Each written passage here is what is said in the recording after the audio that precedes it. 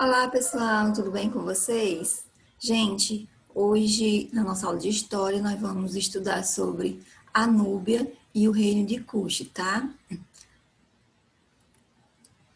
Ó, a Núbia, gente, ficava aqui ao sul do Egito, tá bom? E a gente vai descobrir, né, que esse reino tem muitas coisas, né, parecidas aí com o Egito, né? E a gente vai descobrir mais na frente o porquê, tá bom? Porque eles têm vários aspectos em comuns, ok, pessoal? Então, a Núbia, a gente ficava aqui, ó, mais ou menos ao sul do Egito, que é o Egito, tá vendo? Ó, vizinho aí bem próximo, eles vão ter a proximidade muito grande, questão de cultura, questão de religião, né? Eles vão aí serem bem parecidos e a Núbia vai absorver muita coisa do Egito, ok? Costume, deuses, e aí eu vou falar mais na frente o porquê disso, ok? Gente, ó, continuando aqui sobre a localização, né, do território da Núbia, ele ficava aqui, né, entre a... Era cortada, aliás, né, pelo rio Nilo aqui, que é o rio Nilo, tá vendo, gente? Aqui, ó, Reino de Cush, ok? Aqui, gente, é o território onde fica, né, onde ficava no continente africano, Nordeste, ok? E agora a gente vai ver o atual, né? Atualmente, a Núbia, né, era localizada aqui, que hoje é o Sudão do Sul, ok? Essa parte aqui, Sudão do Sul, ok? Gente, ó, a gente vai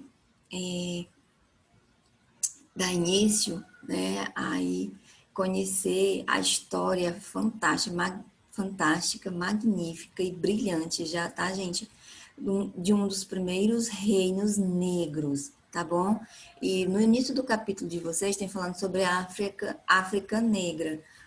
Essa África se refere à questão dos povos negros, ok? E também por conta, né, de ser aí os primeiros reinos negros, né, gente? A gente vai ver toda uma organização, né, brilhante dessas pessoas, tá? Ó, aqui é a escrita meroíta, ok, gente? Pessoal, ainda faltam muitas coisas a serem descobertas sobre o reino de Cush, tá? Por quê? Porque a escrita ela não foi totalmente desvendada, tá? Então tem muitos escritos que ainda estão sendo analisados, né, decifrados. Então, assim, tudo que foi encontrado, né, foram fontes materiais, né, de pesquisas. Por exemplo, estátuas, jarros, acessórios, brincos, colares, né, que foram encontrados soterrados, né? Então, assim, a escrita tem muito a nos dizer, é claro, né, sobre um povo. Então, ainda falta muita coisa aí a ser descoberta sobre esse reino. Como eu falei, gente, foi tão glorioso como o Egito, tá? Questão de organização, questão de riqueza, questão de todo um desenvolvimento, tá? Então, leiam com atenção esse capítulo, preste atenção, porque esse reino Cush foi muito importante, como a tia falou, tá bom, gente? A economia inicial deles, gente, era o quê? Da caça, da coleta, né, de alimentos, né, e também da pesca, ok? É, e aí, gente, eles iniciaram aí, né, porque eram povos nômades, e aí quando eles começaram aí a dominar a agricultura, eles começaram a fixar no local, e aí a comunidade, ela vai, se reúne, e aí começa a obedecer um líder, né, e aí esse líder forma um reino Kush, ok, pessoal? Ó, esses daqui são os itens, né, que eram mais cultivados, que é a cevada, o trigo e o sorgo. Esse sorgo aqui, gente, ó, essa imagem aqui, tá vendo? É bastante utilizado na alimentação de animais, ok? A origem do reino Kush, tá bom? Vamos lá. Por volta de 2000 a.C., comunidades núbias, né, das margens do Nilo se uniram e passaram a obedecer a um único líder, o rei. Surgia assim o reino de Kush, um dos primeiros reinos negros africanos, tá, gente? A política. Gente, duas coisas se destacam bastante nesse reino. O modo como o reino era escolhido, tá bom? Porque, se vocês recordam, lá no Egito era descendente, né? O reinado era passado de pai para filho, era hereditário. Já aqui no Reino Cuxo era escolhido pela comunidade. A comunidade escolheu líderes, tá? Ó, o rei detinha um, o rei detinha um amplo poder e era escolhido dentre os eleitos pelos líderes da comunidade, tá? E pela consulta aos deuses aos deuses da cidade, porque eram escolhidos, né, aqueles que melhor poderiam representar o rei, tá bom? Então, ao ser escolhido, eles jogavam sementes e aí fazia aí os rituais, né, pedindo resposta aos deuses para saber quem era o melhor a governar o povo, ok, gente? Então, muito interessante essa forma de escolha do reino Kush, tá? A capital, né? A capital de Kush, né? Teve duas capitais, tá bom? Napata, tá bom? E Meroe, ok? Essas duas capitais. Outra coisa que se destaca também, gente, muito importante. Alguns historiadores, eles relacionam a história aí do grande desenvolvimento, né, de Kush por conta do governo matriarcal, né? As mulheres, elas tinham grande poder de participação na política, tá bom? Por exemplo, quando o seu filho se casava, né? Elas adoptavam, né, aí as noras como filha, e aí elas tinham todo um, um controle, porque ela controlava o, o rei, né, por conta aí do aqui a gente está falando da mãe do rei, né?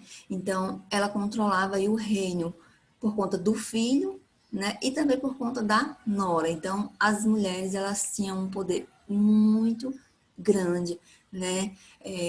Nesse reino Kush. Tinha uma participação muito grande. Foram muito importantes a gente ver aí um governo matriarcal, tá, gente? Se destaca muito porque as mulheres, né, antigamente não tinham muita vez, não tinham muita participação. Já no Reino Kush, elas tinham sim, tá? Então, são duas coisas aí, né, que se destacam nesse reino. A questão da escolha do reino, tá? Do rei, aliás. A escolha do rei e a questão da mulher, tá bom? Gente, elas eram também chamadas de Candace, tá? Nome da rainha mãe, tá?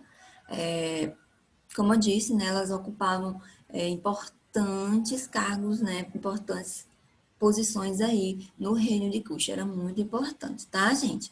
Anotado, né, pessoal? Não esqueçam desses dois fatos que são muito importantes, ok? Ó, aqui foi o imperador Taarga, tá? Influência do Egito sobre a Cuxa. Pessoal, a gente vai ver que o Egito, quando ele viu, tá bom, o grande desenvolvimento do seu vizinho, né? O que foi que ele fez? Ele preparou o exército e dominou os cuxitas, ok, gente? Eles dominam Cuxi, então o reino Cuxi passa, né, a ser o vice-reino, né, vice-reino do Egito. Então eles são dominados pelo Egito. É uma história aí, né, de vai e volta, porque anos depois, né, o Cuxi, né, o reino Cuxi, eles dominam o Egito, tá? Então tem aí uma grande semelhança, porque o reino Cuxi, os cuxitas, eles absorvem a cultura do Egito, tá? Porque eles passaram muitos anos sendo vice-reino, né? Gente, esse reino era tão importante que, ao serem dominados, o que é que os egípcios fazem? Eles deixam a administração nas mãos dos grandes, das pessoas cuxitas, né? da nobreza cuxita, né? Deixa nas mãos deles a administração e passa a ser um vice-reino, entende? Então, vejam aí a importância, né, desse reino, dessa organização, tá? Então, a administração, gente, fica por conta dos cuxitas claro, sendo reino, né, do Egito, vice-reino do Egito, ok? Sendo dominados, né, do Egito, ok? Ó, houve intenso comércio entre as duas regiões, né? Cuxa influenciou o Egito e foi influenciado por ele. Haja vista isso, né, gente? Dado que uma vez o egípcio domina o reino Cuxi, por outra vez o Cuxi domina o Egito, ok? O reino Cuxi domina aí o Egito, ok? Devido aí às brigas internas, tá? E a mal administração e tudo, né? Depois vocês podem procurar desse detalhamento desse período aí em que o Egito ele domina o reino Cuxi e posteriormente o reino Cuxi domina o Egito, ok? Vamos adiantando aqui. A elite Cuxi adotou de seus deuses egípcios e construiu templos, fizeram construções muito semelhantes aos egípcios, como as pirâmides. E aí a gente vai falar mais na frente, né, sobre as pirâmides e a semelhança e a diferença que existia na construção e no sepultamento, né, das múmias dentro das pirâmides, ok, gente? Ó, pessoal, se vocês perceberem aqui, né, esse rei, ele tá usando a coroa, tá vendo? De duas serpentes, tá? Tá vendo? É para dizer que ele era reino do Egito e na época que foi dominada, né? Do Egito e do reino Cuxi, ok? Ó, duas serpentes aqui. Ó, os governantes de Meroe adotaram tradições de faraós egípcios, ok? Perdão, gente. Taarga, aqui, ó. Taarga foi o imperador que governou o Egito e Cuxi ao mesmo tempo, tá? Entre aí 690 e 664 a.C., como eu falei, né? Governador Taarga, né? Ele governou as duas cidades e aí ele usava essa coroa simbolizando aí os dois reinos, ok, pessoal? Aqui foi Napata, a primeira capital, como a tia estava falando, né? Havia falado. Algumas coisas importantes, foi construída por volta de 1450 a.C. pelo faraó egípcio Tutmose III, perto da montanha sagrada de Jebel, tá? Depois vocês dão uma lida aqui, gente, é só mesmo para vocês saberem, né, sobre a questão, né, de Napata, que foi aí a primeira capital, né, de do reino Kush, tá? Vou ler isso aqui. Ó. Cerca de 300 anos mais tarde, Napata tornou-se a capital de um reino núbio independente, o reino Kush. Entre 720 a.C. e 660 a.C., os seus reis dominaram o Egito, formando aí a 25ª dinastia, né, dos faraós negros, tá, gente? Muito importante, tá? Essa informação aqui. Depois dos cuxitas serem expulsos do Egito, Napata continua a ser residência oficial, real, né, e centro religioso até cerca de 350, quando o reino foi dominado pelos Haximitas. E aí, eles vão para Meroe, fazem a capital em Meroe, né, que se torna aí a segunda capital. Meroe é a segunda capital. Meroe se tornou a capital do Império Cuxita depois que Napata foi saqueada pelos egípcios. Meroe ficava entre a área propícia à agricultura e ao comércio. Napata continuou sendo um centro religioso importante onde os reis eram enterrados. No local onde se encontrava a cidade, existe mais de 200 pirâmides em 3 grupos. Gente, esse reino construiu mais pirâmides que o Egito, tá? O exército. Muito, muito importante. Por quê?